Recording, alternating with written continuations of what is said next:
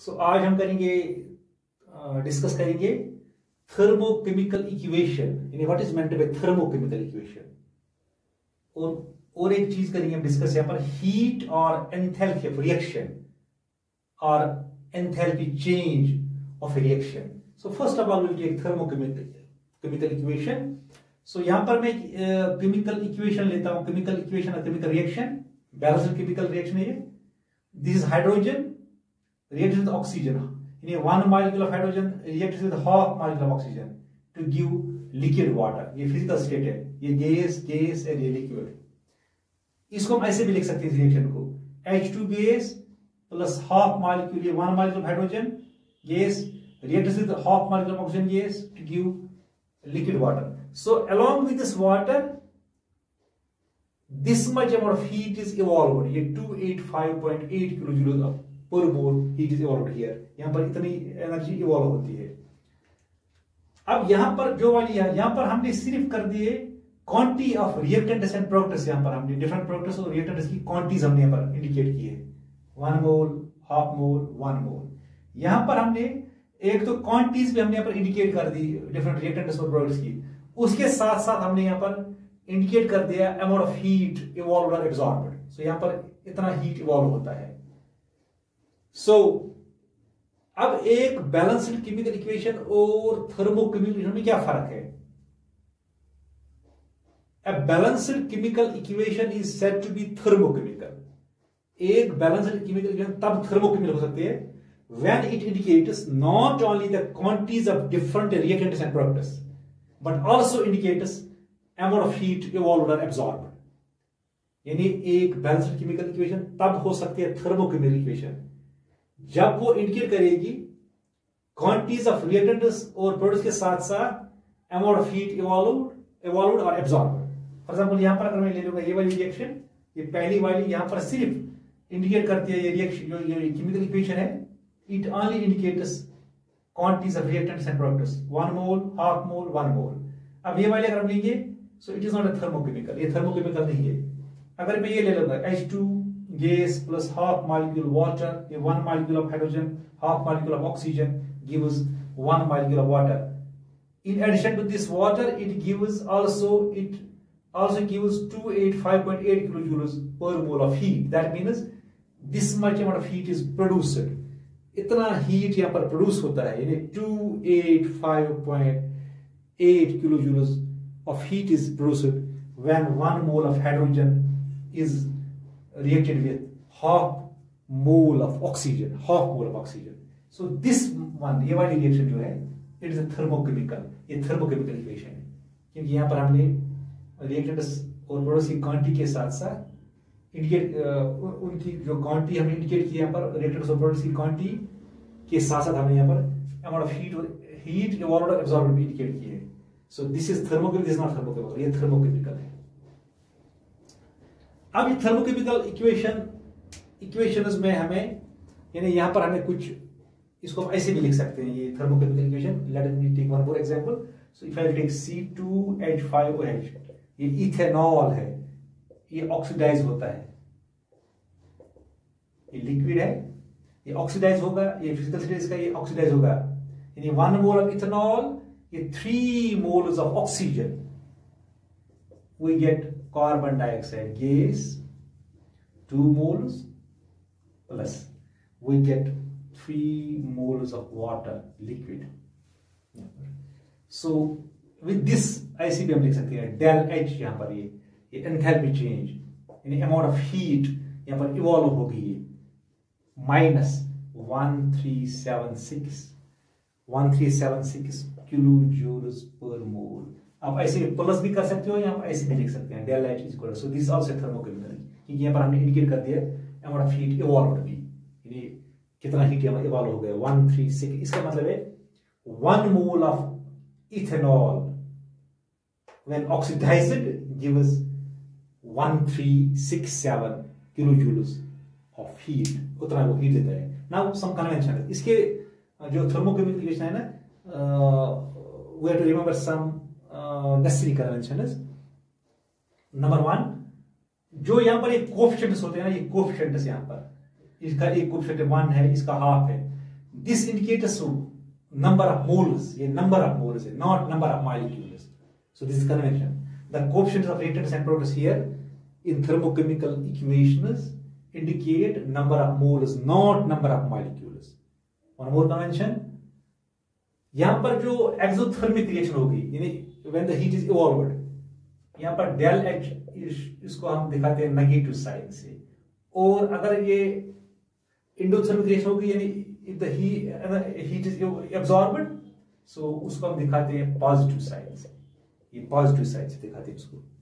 So negative का मतलब है एक्सोथर्मिक रिएक्शन है, del H is negative, and for endothermic del H is positive.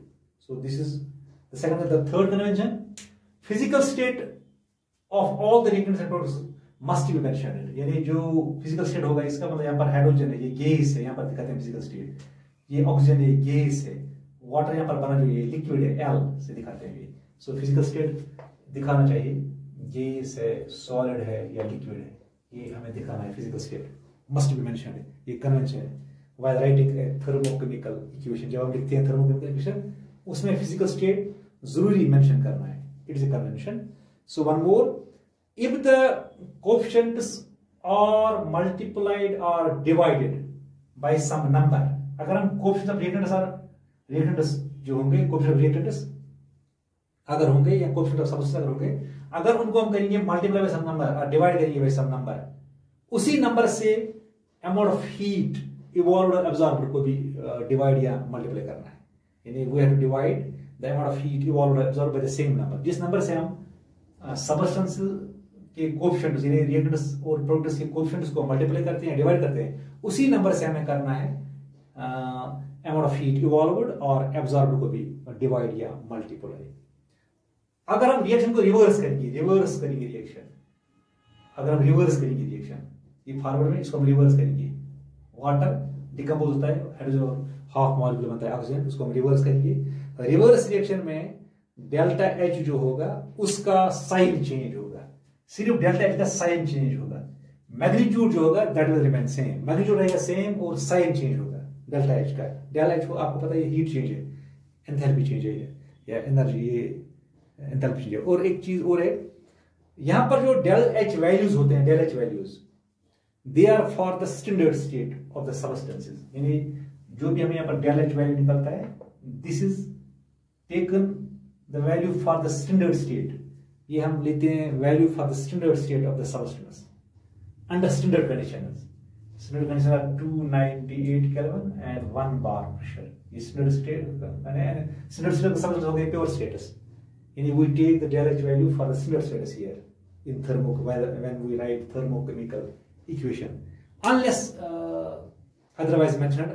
अगर मेंशन किए अगर कहीं मेंशन होगा, अगर मेंशन किए बगैर होगा, फिर हम लेते हैं del H का value for the standard status, for the standard status of the substance under standard conditions. So these were some conventions regarding thermochemical equation. Now, what is heat or enthalpy of a reaction or enthalpy change of a reaction? We have a reaction, for example, we have a reaction here. I will take here reaction. यहाँ पर मैं लेता हूँ E hydrogen reaction, यहाँ पर ये 1 मोल है, ये हाफ मोल ऑक्सीजन है. So when number of moles of reactants have completely reacted to form products, the amount of heat evolved or absorbed is known as enthalpy of reaction. ICP हम बोल सकते हैं enthalpy change accompanying a reaction when the number of moles of the reactants have completely reacted to form products. उसको भी हम बोल सकते हैं heat और enthalpy of reaction. So हम ICP बोल सकते हैं जब number of moles of reactants completely react होंगे to form products. During this process, amount of heat evolved or absorbed.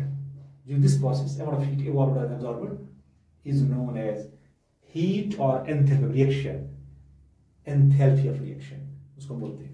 So it is represented by, इसको रिप्रेजेंट करते हैं डेल, ऐसे करते हैं डेल और स्मॉल आर लिखते हैं सबस्क्रिप्ट, यहां पर डेल स्मॉल आर फिर लिखते हैं H, this is heat of reaction, ये हीट ऑफ रिएक्शन है।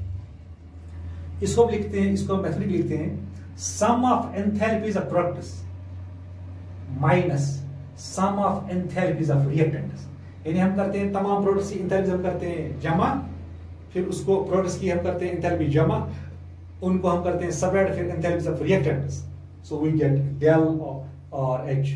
इसको हम ऐसे लिख सकते हैं डेल और H mathematically, this is summation i, this is a i, ये एच ये एंथैल्पी होगी प्रोडक्ट्स की, माइनस समेशन ऑफ ये समेशन ऑफ बी आई, ये बी आई है, यहां पर हो गया एच, यहां हो गया reactants.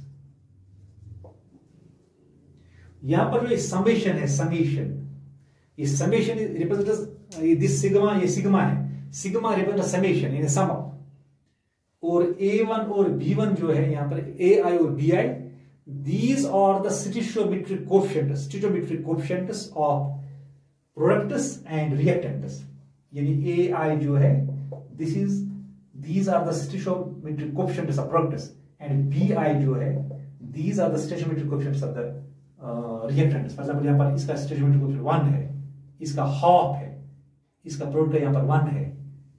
So let us take an example, हम यहां पर थोड़ा समझने के लिए हम एग्जांपल लेंगे। So we have methane gas, it is oxidized and it is treated with oxygen, so we get carbon dioxide gas plus water liquid, so we get 2 times water यहाँ पर, so we get carbon dioxide। so this is a reaction, ये एक reaction है। यहां पर जो heat of reaction हम कैसे लिखेंगे, यहां पर डेल और एच, डेल और एच हो गया हीट ऑफ रिएक्शन, ये हो गया समेशन ऑफ, अभी हम लिखा formula summation of A I H products minus summation of B I H, हो गया enthalpies of reactants, enthalpy of reactants. तो इसको हम ऐसे लिख सकते हैं,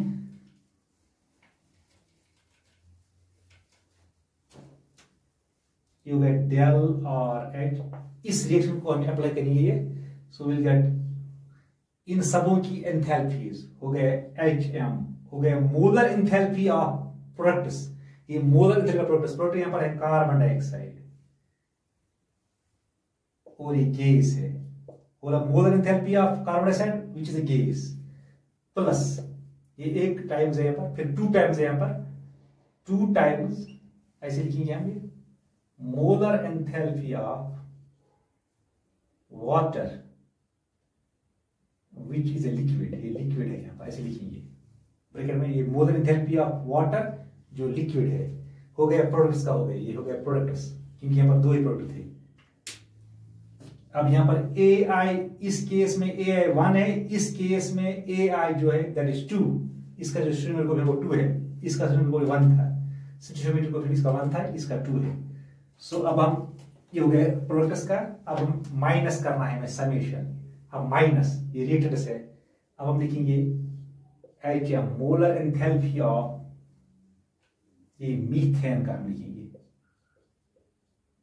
विच इज ए गैस, जो गैस है मीथेन जो गैस है, और ये सिर्फ एक है, सो A1 इज हियर 1, A1 यहां पर 1 के बराबर, AI इज इक्वल 1 प्लस फिर यहां पर ऑक्सीजन है, सो हो गया molar enthalpy of oxygen that is a gas, वो गैस है मगर ये 2 है, सो यहां पर 2 टाइम्स है, हो गया ये ऐसे मोलर एंथैल्पी। सो हमने कर दिया यहां पर एंथैल्पी, समेशन का मतलब है सम कर दिया हमने, जितने भी प्रोडक्ट्स थे उनका सम कर दिया मोलर एंथैल्पीज का, जितने भी रिएक्टेंट्स थे उनका सम कर दिया मोलर एंथैल्पीज का, सम कर दिया।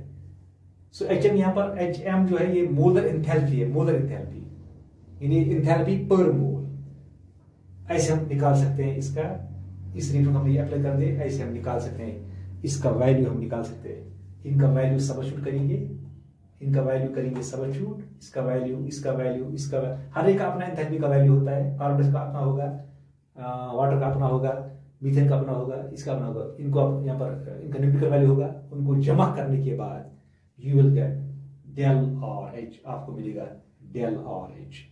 अब कभी होता है हम कभी करते हैं ये टर्म इस्तेमाल स्टैंडर्ड, कभी करते हैं स्टैंडर्ड एंथैल्पी ऑफ रिएक्शन, ऐसे लिखते हैं डेल आर एच नॉट, लिखते हैं इसको ऊपर लिखते हैं ये नॉट या जीरो, इसको बोलते हैं standard enthalpy of reaction. Standard enthalpy reaction का मतलब है when the this enthalpy change, ये एंथैल्पी चेंज ही है, when the reactants and products are in their standard states, जब रिएक्टेंट्स भी होंगे यानी reactants and products are in their standard states. Standard state हो गया उनका प्योर स्टेट, स्टैंडर्ड मतलब हो गया प्योर स्टेट में होंगे, वो प्योर स्टेट में होंगे, और प्योर स्टेट भी और मोस्ट स्टेबल फॉर्म में होंगे, मोस्ट स्टेबल फॉर्म में, उसको बोलते हैं स्टैंडर्ड स्टेट है। अंडर स्टैंडर्ड कंडीशंस, और कंडीशंस जो होंगी, कंडीशंस भी होंगी स्टैंडर्ड। स्टैंडर्ड का मतलब है 298 केल्विन होगा टेम्परेचर, 1 बार होगा प्रेशर, ये स्टैंडर्ड कंडीशन है। अब हम लेते हैं यहाँ पर हम एटमॉस्फेयर के बदले हम लिखते हैं 1 बार ही, यहाँ पर 1 बार इज टेकन, क्योंकि यहाँ पर कन्वर्जन आसान होता है, ऐसा यूनिट्स में कन्वर्जन होता है आसान, 1 बार को आसान करना है convert as compare to 1 atmosphere. So अब हम ऐसे बोलेंगे the enthalpy change accompanying a reaction when the reactants and the products are in their standard status. That means pure status and the conditions are standard.